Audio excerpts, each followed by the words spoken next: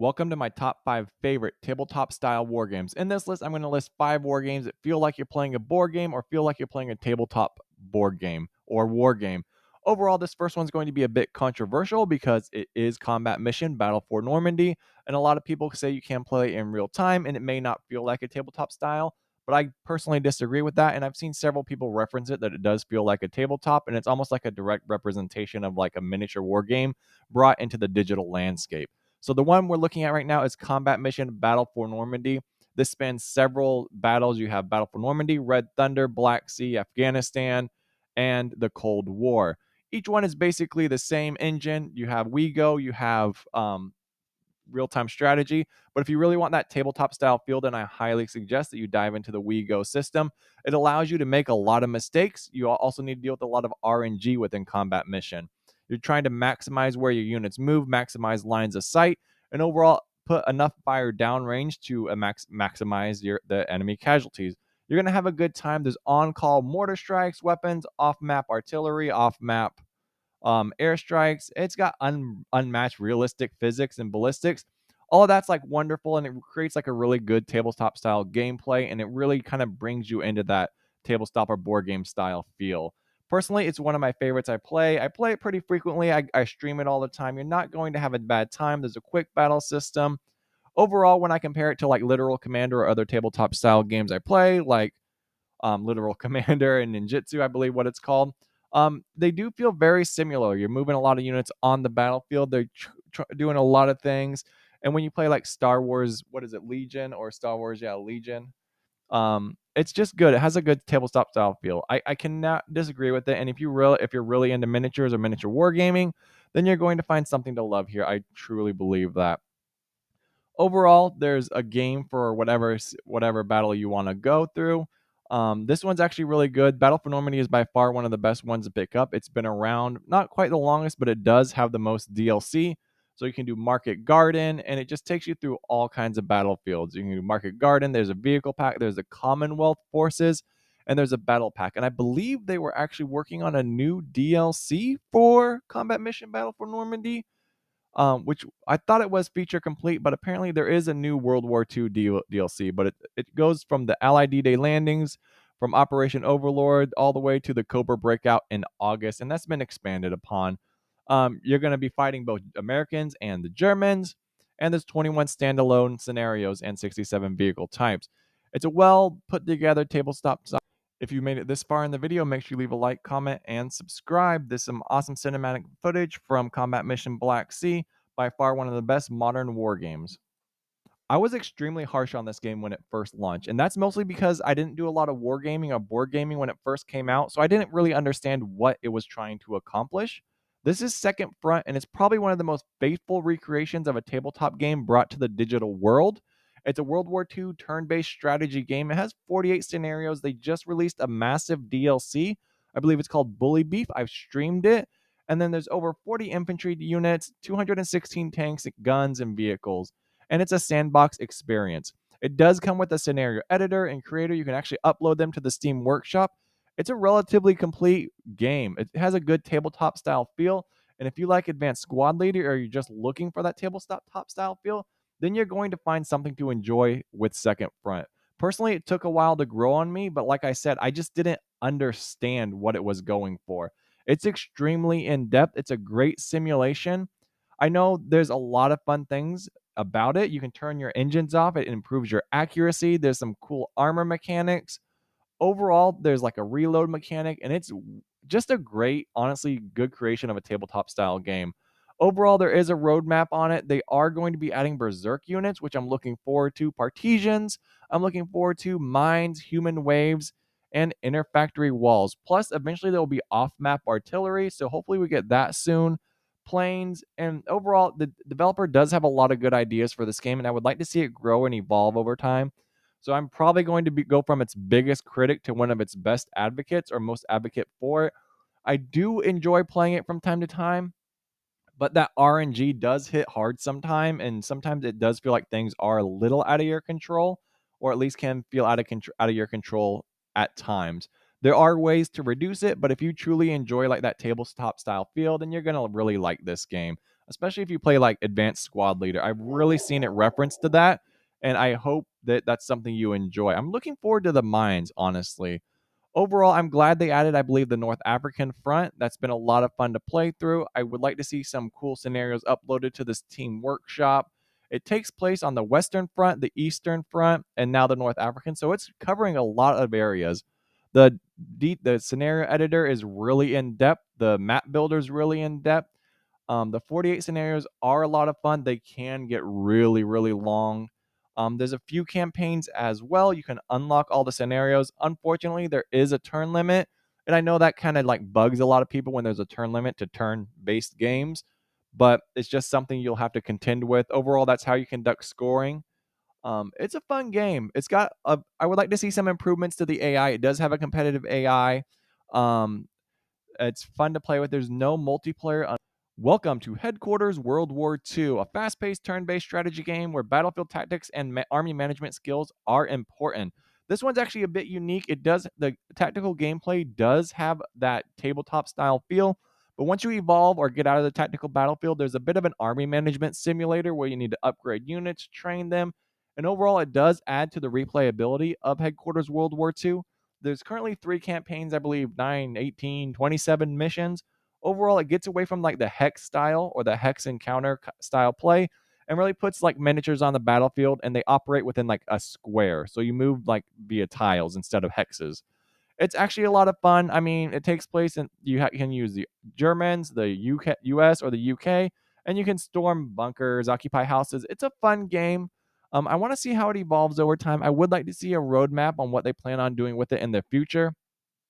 Overall, there is a fun little skirmish mode. There's also PvP. There hasn't been a tournament for it yet, so it has play by email. Overall, I believe you can actually play a few things co-op, but I have not tried that at all. So if you played co-op, let me know down below. Also leave a like, comment below. There is like front, top, side, back armor. I've kind of been following what the community has been saying about it because it's a game. I want to see how this game evolves over time, and the community is kind of really talking about not so much like the lackluster AI, but how the battlefields are a bit narrow. And this is something I've like concluded myself. It's not really something that you need to like really worry about, but the battlefields do feel a bit small, so it does try and tunnel you down certain directions. So that is one of the downsides to it, but it does have a very nice board game feel to it, especially with like how detailed and how modeled all the vehicles are. They feel really nice to play with. They're nice to look at. And the animation is really fun to look at as well. You can kind of skip through it. It can feel a little slow at sometimes watching your tank slowly aim and then fire high explosive round at some troops advancing on you. um, Overall, there is like destructible terrain. There are lines of sight. There is like a line of sight mechanic, but it's based off of a math problem. So usually, when a unit shoots you, they would be discovered. That's not the case within Headquarters World War II. In Headquarters World War II, it's based on camouflage and like your ability to spot units. So even if a unit turns, shoots you from a house, they can kind of disappear off the map a few moments later, even though they've shot, engaged you, and didn't move from the position. I do see that as a bit of a downside and kind of a strange twist on the line of sight. But if you understand the mechanics, you can kind of manipulate that to your favor. But obviously, tanks are always going to have some bad lines of sight or at least poor spotting. So you'll lose track of infantry units really, really quickly. Overall, the destruction is really nice. The varied terrain is fun to play through. I don't really have too many issues with this game. It's a lot of fun, and I think you're going to find something to love here. Welcome to the sleeper hit of the century. This is Warhammer Battle Sector, made by Black Labs. This is almost has like a direct one-to-one feel. It also has an endless mode called Planetary Supremacy, and it's honestly a fast-paced turn-based strategy game set in the Warhammer universe. It's a lot of fun. There's a fun army builder. I don't think you can customize your units that much, but overall there's been consistent DLC, consistent updates. They've added some stuff to single player. Unfortunately, there hasn't been any new campaigns, but it's currently on sale for $20 on PlayStation. So it's also a console and it's on sale on Steam as well. Overall, you can have some intense battles. I played a lot of multiplayer with Warhammer Battle Sector, but you can play it single player. There's an endless mode, Planetary Supremacy. I know I mentioned that earlier, but that's just something that's a part of it. And if you're into the Warhammer universe or just looking to dive into it and don't really want to spend all the money on all the units, this is going to be by far like the best thing for you to check out. And I'm surprised it's like wasn't more well received. It's like one of the better Warhammer like properties. So I'm glad to see that Black Labs continues to develop it. They recently got the Tau. They have the Demons of Corn, Orcs, Sisters of Battle, and Necrons. I've purchased most of these units on my own. Slytherin's reached out to me and offered me a few of these units, but I don't really stream this game that often. And I've purchased it all. So I'm like a firm supporter of this game because there's a lot here. It feels very tabletop-y. And if you have like a friend to even play with, or just someone who's far away and you're really looking to get into the Warhammer like experience, then I can't recommend this enough. I truly can't. Overall, there's like 20 single player missions. I haven't played through the entire campaign yet. I believe there's like a tutorial you play through as well that kind of introduces you to some of the mechanics and what you can do on the battlefield. There's a skirmish mode. I played the skirmish mode quite a bit. I don't think there's a Sisters of Battle. I believe no. Yeah, there's a Sisters of Battle. I remember when they came out. I used to play them a lot. Let's talk about Planetary Supremacy though. Planetary Supremacy is a conquest style skirmish campaign introduced as a free update as part of our expanding plan for Battle Sector. That was introduced around a year ago, and I played it a bunch of times. Basically, you just play through it, conquer nodes, and just have a good time. Um, you can kind of grow and expand your army. It's super fun. So far, they've added calling. There's like air support. I haven't called in too much air support, but the Blood Angels can actually call airstrikes on units. That's always interesting in war games to have that air power on the battlefield. And then obviously there's asynchronous multiplayer hot seat modes available. Overall, you're gonna enjoy your time with this. You're gonna just find something to enjoy, and it's by far like one of the best one-to-one recreation of the Warhammer universe next to like Total Warhammer 3, which I haven't played too much of, but let me know if you want to see Total Warhammer. All right, guys, next video. I believe this is the only early access game on this list, and it's an actual one-to-one recreation of the Undaunted Normandy board game. It's also the only board game on this list. So it is tabletop style. It's also just plain a straight tabletop style game. June 1944, through the D-Day landings, the Allies have seized a foothold on the beaches of Normandy. So this is a deck building game, World War II deck building. You use cards to seize the initiative, bolster your forces, and control troops on the battlefield. You will face intense resistance, machine gun fire, and mortar bombardment, but a great commander like yourself will succeed. I made that last part up. So I played through a bunch of the scenarios on this. It's a faithful full recreation of the board game. I played through 2 or 3 scenarios. It slowly evolves over time, so each scenario slowly gets harder than the previous one. Upon full release, there will be a campaign. Like I said, this is the only early access title on this list, I believe.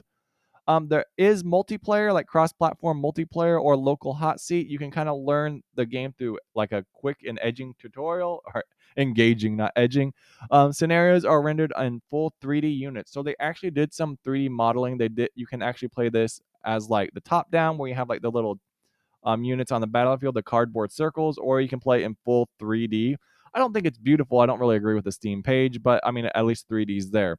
It is by far one of the best selling World War II board games on the market. So if you have no friends or no friends living nearby, or no children who play board games, or just kind of a recluse or a cave person, then Undaunted Normandy is going to be for you. Personally, I enjoy it. I played it extensively, a lot, quite a bit. I'm still not super good at it. The AI is really good, even on normal. A lot of people will disagree with me, and that's just because they have like a real intense understanding of the mechanics. Like for me, it was a fog of war simulator, but you need to do your best to discard those units. It is deck building, so there is a bit of combat in it. I always thought the dice were against me, but who doesn't think the dice are against them in a board game?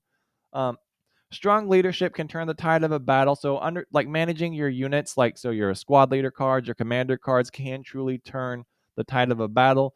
But losing a unit right off the bat can be a bit unfortunate, and that kind of happens to me quite a bit. My squad A just gets smoked right off the bat. I really like. I do enjoy this style game. I wish there were more one-to-one recreations. I know there are a lot, and I know there's Tabletop Simulator. But overall, I'm glad I will support this game. It's fun. I don't have too many qualms with it. Bookmark Games is doing a good job.